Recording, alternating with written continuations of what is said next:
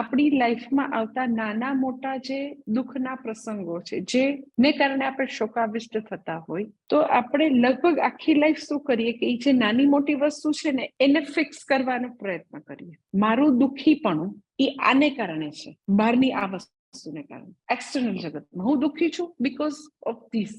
એટલે એને આપણે રિપેર કરીએ, ત્યાંથી ગુડું મારીએ, એને ફિક્સ કરીએ, પછી બીજી આવે એટલે બીજાનું કરીએ, ત્રીજો એટલે ત્રીજાનું કરીએ. એટલે આખી જિંદગી એવી એક પ્રકારની અરેન્જમેન્ટ, ગોઠવણી કરીએ, જેને પૂજ્ય સ્વામીજી બીકમિંગ લાઈફ કે એવું કર્યા કરીએ આપણે. ક્યારેક કોઈક એવી રેર એવી કોઈ મોમેન્ટ આવે કે વ્યક્તિને એવું ખબર પડે કે આ બધા ને કારણે જે શોક થાય છે, મને દુઃખ થાય છે, તો એકચ્યુઅલી એ સાચા રીઝન નથી. મૂળભૂત રીતે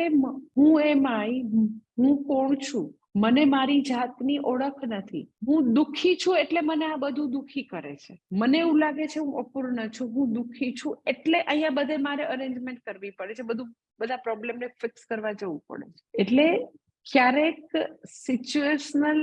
વસ્તુઓની અંડરનીથ હું દુઃખી છું એ વ્યક્તિ ક્યારેક જોવા પામે તો એને એની મૂળભૂત સમસ્યા સમજાય, તો ભગવાને આપેલી જે